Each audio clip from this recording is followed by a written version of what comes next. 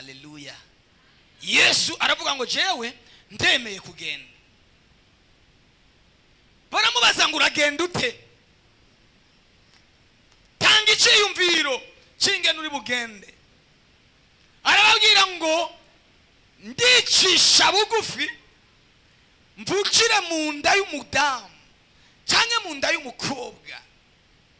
Haleluya, haleluya. Reka ndababwire byafashe imyaka 4,000 Imana irikiri yegeranya. Amen. Imana irikiri yegeranya kugira ngo bikundi kwire mu nda ya Mariya. Imyaka 4,000 Imana irikiri tugatuga yiyegeranya kugira ngo yinjire mu nda ya Mariya. Baramubaza Yesu turabigenza gute? Urinjira yute nubwo bumana bwawe? Arababwira ngo muzotegura abahanuzi bagende banyitangira imbere. Osema haleluya. Muzotegura abanyitangira imbere. Itegura Abeli aricwa kugira ngo ntaze.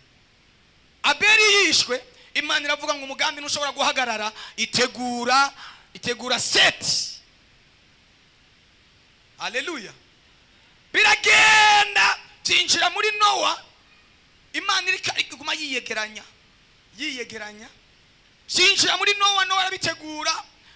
Nowa bihereza Abrahamu abihereza Isaka bihereza Yakobo bihereza imiryango 70 imukomokako. Haleluya.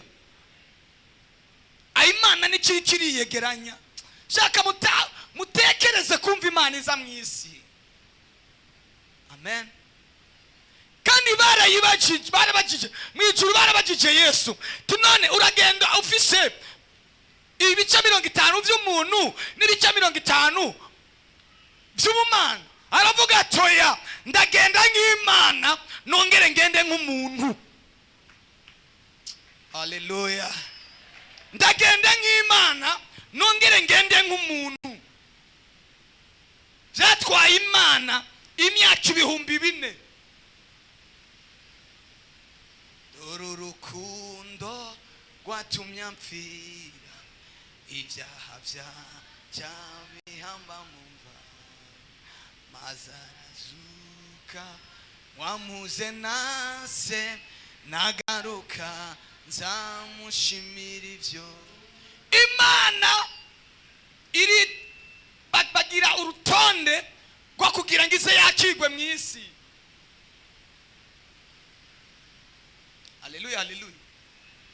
Tekereza gufata Abrahamu Imana ikamukura mu rubyaro rw'abapagani ariko kugira ngo isezerano ikishaka kwari kugira ngo muze mwicarane. Abrahamu ava mu bapagani. Biragenda Imana ihagurutsa Mose agiye gupfa asigaje igihe gito ngo apfe ariko arasezera imiryango y'ubwoko bwa Isirayeli. Arababwira ngo muri mwebwe Imana izobahagurukiriza umuhanuzi avuka muri mwebwe asa namwe muzi uwo yabayeho imbere yuko mbaho. Tumuzamura icubahiro uwo mwami w'abami Yesu Kristo. Uyo azoba viwanyu. Mose aragenda asigirwa uwo mugambi Yosuwa aragenda ariko Yosuwa agenda bimugoye, agenda asize icyuho. Amen. Tuzamura ibiganza kuri Yesu. Yosuwa byaramugoye gato, agiye kugenda asiga igihugu, agisiga nabi, adasize amavuta. Yosuwa ntabwo yagize romize ngo asifata amavuta ayahereza uwundi muntu. Igihugu cya Isirayeli kimara imyaka 400 kandi Imana ikiyashakisha umuntu yo kwakira uwo mwana. Inyuma y'iminsi mike Imana ihagurutsa abantu bameze nka ba Debora na ba Samusoni na ba Gideyoni n'abandi muri iyo myaka 400. Inyuma yaho Imana ihagurutsa uwitwa Rusi. Bwana Yesu asifiwe. Yagurutse witwa Rusi.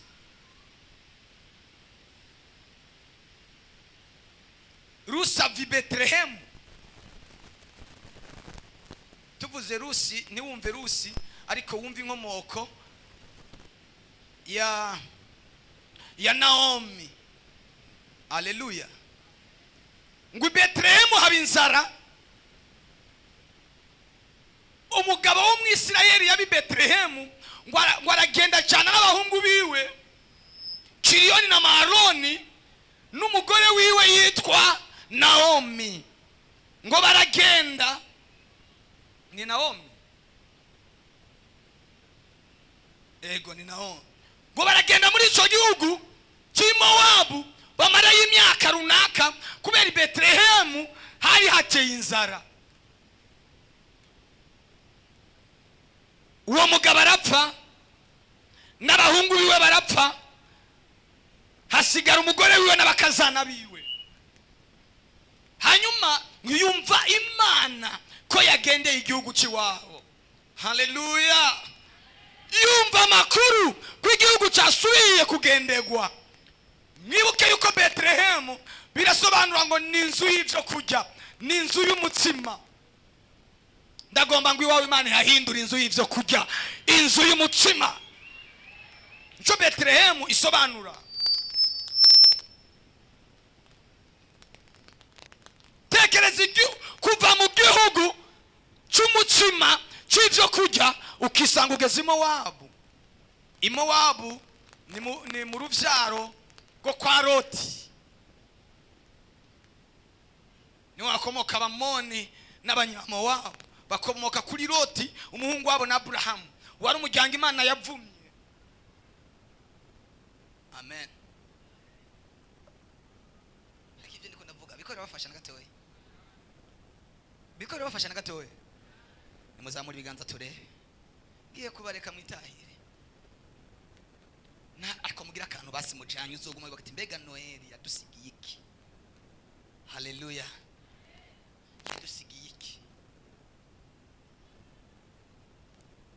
Bibiri iravuga ngo Naomi abwira abana biwe abo bakazana biwe, arababwira ngo nimusubire iwanyu mukumana ziwanyu no muri baso, nanjye nsubiye i Betelehemu. Ngo arabagumbira, agumbira Orupa ngo aramugumbira, ngo ariko Rusi we amugumbira akaramata. Haramubwira ngo reka kunyingingira kuguheba, kuko Imana yawe izoba Imana yanje. Aho uzogwa niho nzogwa. Nta kindi Imana yashaka urubyaro rukomokamwo Kristo Yesu. Haleluya. Biravuga ngo abonye amaramaje yanse ko kumuheba, ngo aramureka baragenda. Bagezeyo i Betelehemu, ngo bagerayo mu iyera ry'ingano, bagerayo ingano zeze. Ndagomba ngo Imana ikugeze mu gihe cyawe ingano zeze, ingano zesheje, ingano. Nta murima bahagira, bari bagezeyo batigeze barima, ariko basanga bari barasigaye bariko barimbura. Imana yari yatanze itegeko iravuga ngo muri Isirayeli nimwaba muri ko murimbura nimuze mwimbure byose, muze musigaze kugira ngo nihaza umukene ace mu murima wawe. Ariko wewe urajya byose ukamara mu buterere. Hari abandi bantu barindiriye kuza gutora hari bariya. Uzi ko ari abantu babayeho kubera ko hari utuntu wasigaje. Uyu munsi abantu nibagisigaza barajya n'isahani bagakomba. Ukibona umuntu atubugari barabucumburura. Ikiro cy'ibihumbi 5 wewe wogita kikigura igihumbi aho byarumvikana. Ariko hari abantu babayeho batunzwe na tujya ugenda urasigaza ariya mu buterere. Hariya tujya usigaza ajya amakara wewe ukura kumbabura ukayazimya ukaja guta muri pubere. N'abari abatunze hariya. Niko Imana yari yarabwiye Abisirayeli ngo igihe cyose muzokwimbura nimuze mwimbure byose, muze musigariza abakene. Rero Naomi abwira Rusi, arabwira ngo genda guhumba. Ukuvuga ngo n'utuntu tw'uduhumbwa twagiye dusigara. Ngo agenda mu mirima yande ya Elimeleki akurikira abagenyi ngo ariko agira igikundiro kuri abo bagenyi. Umuntu ariko ikiganza cy'Imana naho ariko mw'abantu b'Imana ngo agira igikundiro ku bagenyi, ajyana igikundiro kuri Elimeleki. Elimeleki abwira abagenyi ngo uyu mukobwa mugende mumusigariza, ntimugende mutwara byose. Bwana Yesu asifiwe. Uko byagenze sinabisubiramo byose, ngo ariko igihe cyarageze Rusi aba umugore wa Bowazi. Bwana Yesu asifiwe. Aba umugore wa Bowazi. Bowazi niwe yahavuye abyara urubyaro rwiwe rwavutsemo Isayi. Murabyumva? Niwe yavutsemo Isayi. Isayi yabyaye Dawidi. Isayi yabyaye Dawidi. Dawidi yabyaye Salomo. Salomo asiga abana babiri, umwe yitwa Yerobowamu n'undi yitwa Rehobowamu. Mwabo bana babiri havamwe umwe akomeza ingoma. Haleluya. Aba ubwami bwa Yuda n'ubwami bwa Isirayeli. Bumwe bwari bugizwe n'imiryango ibiri, ubundi bugizwe n'imiryango 10. Kuko igihugu caracitsemo kabiri, habaho imiryango 10 irukwayo n'imiryango 2 irukwayo. Imiryango y'amajyaruguru n'imiryango y'amajyepfo. Bwana Yesu asifiwe. Imiryango yo kwa Isirayeli turayiretse, ariko tuje mu miryango yo kwa Yuda. Haleluya. Mu miryango yo kwa Yuda havukamo agakobwa. Bwana asifiwe. Havukamo agakobwa. Mijuru ariko baragira inama, bamuvuga ko hasigaye imyaka 4,000 ngo avuke. Nigenda gutangariza ko wewe Imana yakuvuze ko haheze nk'imyaka 1,000, hareze nk'imyaka 2,000. Ntabwo uri impanuka, waje kuri gahunda y'ibintu ugiye kuzuza. Mariya bamuvuze ko kera hareze imyaka myinshi yarahanuwe azovuka. Haleluya, haleluya. Imana yari kirashaka ingene yotwiha, ingene yotwiyegereza. Bibiliya avuga ngo mu kwezi kwa gatandatu umumarayika w'Imana atumwa mu gisagara ku nkumi ikowe n'umusore yitwa Yosefu. Haleluya. Babandi bahera ko bavuga ngo Mariya ngo ntiyabyaye abandi bana, bimeze gute? Yarabavyaye. Ngo ku nkumi ikowe n'umusore yitwa Yosefu. Marayika aramubwira ngo umva Mariya, ugiriwe ubuntu n'Imana, ugiye gusama inda uvyara umwana. Amen. Vyara umucunguzi. Aravuga ngo bizoba bite ko ntazi citwa umugabo. Marayika aramubwira ngo ubuntu uzokuzako. Ndipfuza ko ubuntu bwobaza ko kuri Nonoeli. Ubuntu bubazeko. Uwo munsi Mariya aravyemera, nibiye nko kugomba ndi mu maboko yawe. Ntiyahejeje ngo aje kubwira Yosefu ko hari icyo Imana yamubwiye. Oya, ntabyo yavuze. Yahitiye babandanije urukundo nk'uko bisanzwe, ariko bagize gutya babona Mariya afise inda. Bagati nitwababwiye ko yigize umusenzi kera. Yigira ni murahabi ibyo avuyemo. Bahamagara Yosefu bamubwira ati ra yatubwiye ngo narasenga umusenzi, ngo naranse umukozi w'Imana. Ngo Yosefu abyumvise ngo kubera urukundo yakunda Mariya, aravuga ngo sinomubenga ku mugaragaro, ngo yiyumvira kumubengera mu ibanga. Vuga ati turahejeje ngo ariko mwijoro umumarayika araza abwira Yosefu, aramubwira ngo ntutinye kurongora umugeni wawe ukatwaye inda y'umucunguzi. Ndagomba ngo Imana iguye kubyara bazocungura umuryango, iguye kubyara bazocungura igihugu, iguye kubyara bazocungura isi.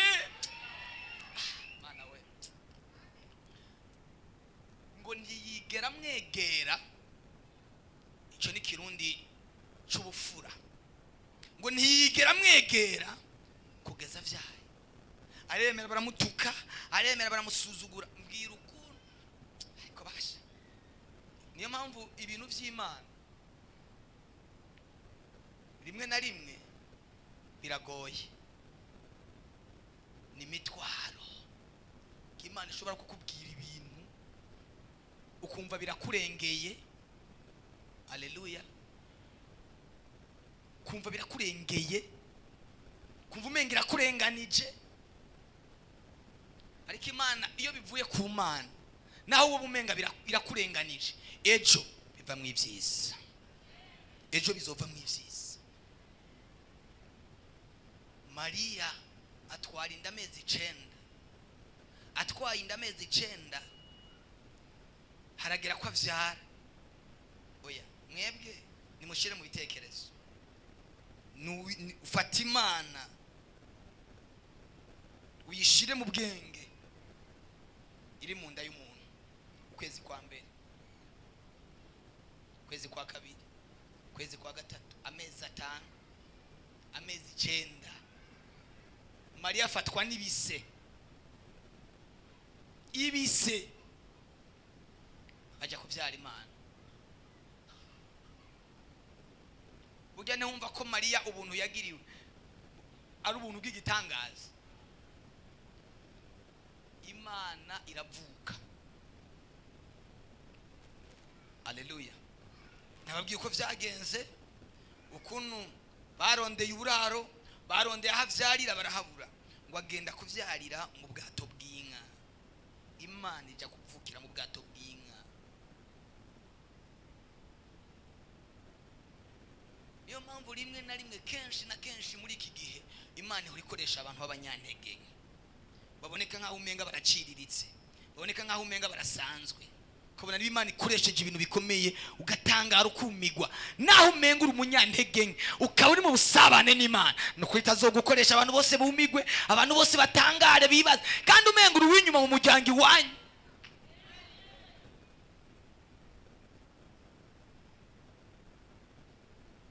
Imana izifata abantu b'abanyantege. Haleluya.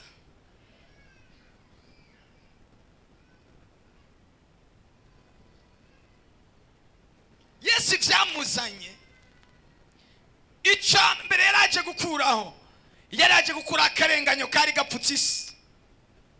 Isi yari ipfutswe n'akarenganyo, isi yari ipfutswe n'ikinyoma. Imaze imyaka 400 yari iganjwe n'ikinyoma n'ikibi, atamwe mu yera ari mu isi. Kuva kuri Maraki kugera kuri Yohana Umubatizi, isi yamaze imyaka 100